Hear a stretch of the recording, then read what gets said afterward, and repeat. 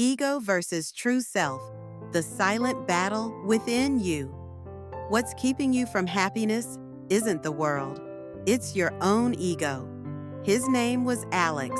He was in his early 30s, lived in a nice apartment in Seattle, had a stable job in tech, drove a Tesla, and was dating someone beautiful and successful. From the outside, his life looked solid, clean, admirable. But every morning, as soon as he opened his eyes, a silent war began. Not with his boss, not with the news, but with his own mind. There was a voice that never stopped. You're not doing enough. She's probably getting tired of you. Everyone around you is moving faster. Don't mess this up. You know how easy it is to lose everything. He smiled. He worked. He posted pictures. But inside, he was exhausted. What is the ego, really? The ego isn't a villain. It's just a construct, a collection of stories. It was built to protect you when you were small. When Alex was a kid, he learned early on that he got praise when he won, when he behaved, when he was impressive. So he started identifying with the things that brought love. I'm smart. I'm successful. I'm someone people like. But that love wasn't unconditional. It came because of what he did, not who he was. So, like most of us, he began to build a version of himself that the world would approve of. Stronger, sharper, cleaner, smarter, and layer by layer, the ego formed. The ego is not you. It's who you think you need to be in order to be accepted. Why the ego takes over the ego is scared. Terrified, actually. It's always on edge, always trying to stay in control. It's afraid of being forgotten, afraid of being small, afraid of not mattering. That's why it constantly compares. That's why it gets offended. That's why it keeps chasing and never feels satisfied. Alex would get a raise and immediately think, okay, what's next?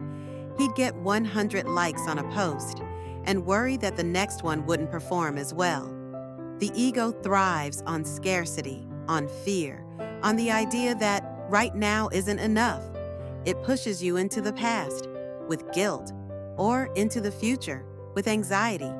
But it can never fully live in the present because the present moment is the one place ego loses control. The beginning of awakening. One Sunday afternoon, Alex sat on a park bench. It was fall. Leaves were falling. The breeze was cool. Children were playing in the distance. And something caught his eye. A little boy had just fallen while playing, and instead of crying or looking around to see who saw, he laughed, got up, and kept playing. That was it. That small moment hit Alex like a wave. He sat there, frozen, thinking, when was the last time I did anything without worrying how I looked? When was the last time I just was? He suddenly realized something heavy. He hadn't been himself for years. He'd been a version, a brand, a product of expectations. And for the first time in a long while, he cried, quietly. Not out of sadness, but because something inside him had cracked open. That was the beginning of his awakening. What is the true self? The true self isn't something you build. It's what's left when all the masks fall away. It's not your job title, not your social media, not your strengths or flaws or personality. It's the you that simply is, the part of you that watched clouds as a child without needing a reason, the part that doesn't compare, compete, or cling, the part that exists even when no one's looking. You can't impress your way into your true self. You simply return to it. The silent battle, Alex's journey wasn't instant. It didn't come from a book or a podcast or a sudden breakthrough. It came slowly, like peeling away layers of an old costume. He started noticing when the ego spoke up. Ego, she's not texting back. Something's wrong. His awareness. Or maybe she's just busy. It's okay. Ego, you need to stay ahead. People are watching. His awareness. And even if they are, does that define me? Ego. You're slipping, you're falling behind. His awareness. Maybe I'm just letting go. He didn't try to fight the ego.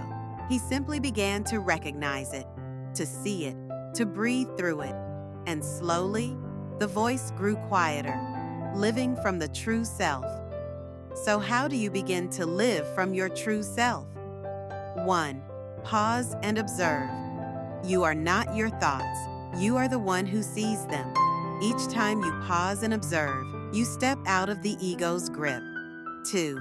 Welcome everything. Don't resist the fear. Don't judge the doubt. Let it be. Healing begins when you stop needing to be perfect. 3. Be here now. Feel your breath. Listen to sounds. Taste your food. The ego lives in time. The true self lives in presence. 4. Listen within. Beneath the noise is a voice. Quiet, gentle. It's not loud like fear. It's soft like truth. Who Alex is today. Alex still lives in the same apartment, still goes to work, still uses his phone, still goes on dates. But something fundamental has shifted. He no longer wakes up dreading the day.